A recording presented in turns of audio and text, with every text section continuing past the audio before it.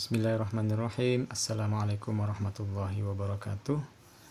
Baik, pada kesempatan ini kita akan membahas kasus waris di mana ahli warisnya terdiri dari nenek, saudara perempuan seibu. Jadi ada dua ahli waris. Sementara hartanya 24 juta.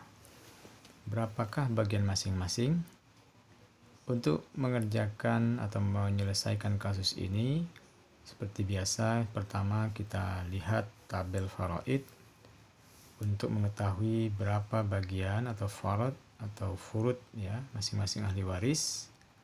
Nenek dapat berapa, saudara perempuan seibu dapat berapa. Nah, jika kita lihat di tabel faraid ini, kita dapat lihat di nomor urut 8, nenek itu bagiannya kemungkinannya hanya satu, yakni 1/6. Dalam keadaan atau dalam kondisi jika nenek mewarisi sendirian atau jumlahnya hanya satu orang nenek atau ada dua orang nenek atau lebih dengan catatan sederajat.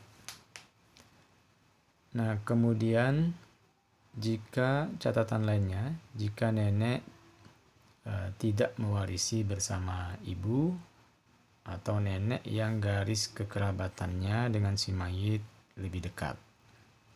Jadi nenek dapat 1/6 jika sendirian atau beberapa orang, dengan catatan tidak ada ibu dan tidak ada nenek yang lebih dekat dengan si mayit.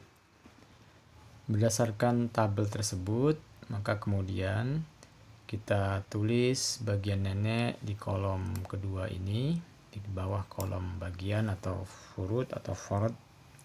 Kita tulis bagian nenek 1/6. Lalu kemudian kita cek lagi di tabel berapa bagian saudara perempuan seibu.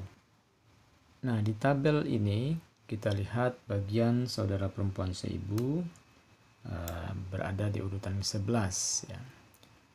Dengan kemungkinan bagian 1/6 dan 1/3, sama seperti saudara laki-laki seibu.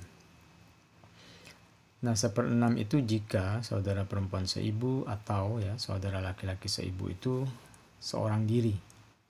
Sementara 1/3 jika ada beberapa saudara perempuan atau saudara perempuan seibu bersama saudara laki-laki seibu. Ya, jadi kalau jumlahnya hanya satu orang saudara seibu, baik laki maupun perempuan, itu bagiannya 1/6. Tapi kalau ada beberapa saudara seibu, baik perempuan dengan perempuan atau bercampur dengan laki-laki, maka bagiannya 1/3. Berdasarkan tabel tersebut, kita isi di kolom furud atau bagian ahli waris. Di kolom kedua ini, bagian saudara perempuan seibu adalah 1/6 karena dia sendirian dan tidak bersama saudara laki-laki seibu.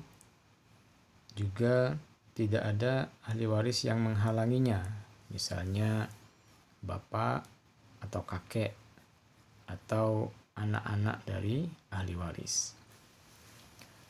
Nah, dengan demikian, setelah kita ketahui bagian masing-masing nenek dan saudara perempuan seibu 1/6, maka asal masalah atau kelipatan persekutuan terkecil yang habis dibagi dengan masing-masing penyebut ini 6 adalah 6. Lalu kemudian masing-masing ahli waris porsi bagiannya diketahui dengan cara mengalihkan bagian atau furud ahli waris 1/6 untuk nenek dikalikan dengan asal masalah 6, hasilnya 1.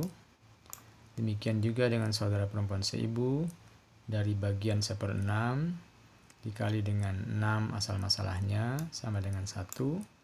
Total keseluruhan porsi bagian ahli waris adalah 2. Berdasarkan porsi bagian ini dapat kita lihat bahwa jumlah porsi bagian atau total porsi bagian lebih kecil dibanding dengan asal masalahnya.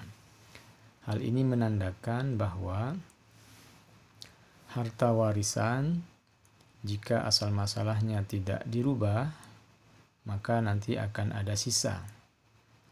Nah, untuk mendistribusikan sisa harta kepada masing-masing ahli waris yang berhak menerima sisa ini, baik nenek maupun saudara perempuan, dapat dilakukan secara sederhana atau secara langsung dengan merubah asal masalah dari 6 menjadi 2. Ini adalah kasus srot, ya, supaya sisa harta dapat dikembalikan atau ditambahkan kepada ahli waris yang berhak secara otomatis dengan merubah asal masalahnya dari 6 menjadi 2. Karena itu bagian akhir nenek dari porsi bagian 1 per asal masalah yang dirubah menjadi 2, 1/2 kali jumlah harta 24 juta, maka hasil akhirnya adalah 12 juta.